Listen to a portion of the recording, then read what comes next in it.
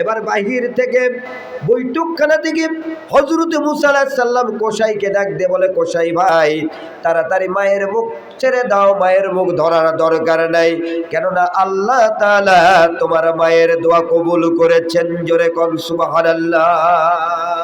কসাই ডাক দিয়ে বলল, ও বিদেশি মুসাফির, তুমি কেমনে জানলে আমার মায়ের দোয়া কবুল হয়ে গেল? সঙ্গে সঙ্গে মুসা আলাইহিস সালাম বললেন, আমি বিদেশি মুসাফির নয়, আমি হলাম এই জামানার পয়গম্বর হযরতে মুসা কালিমুল্লাহ। গতকালকে বৈকাল বেলা তুর পাহাড়ে গেলাম, আল্লাহর সঙ্গে কথা বললাম, জিজ্ঞেস করলাম, আল্লাহ আমি জান্নাত পাবো, আমার সাথে জান্নাতে কে যাবে, আমার জান্নাতি ভাই কে হবে? আল্লাহ বললেন, অমুক বাজারের এক কসাই, আমি দেখার জন্য কসাইয়ের কাছে আসলাম, তোমার সাথে দেখা করলাম, এই পর্যন্ত তোমার বাড়ির পর্যন্ত এসে যা বুঝতে পারলাম তোমার মায়ের দোয়া কবুল হয়েছে, এই জন্য আল্লাহ তোমাকে আমার সঙ্গে জান্নাত দিয়েছেন। জোরে কোন সুবহানাল্লাহ।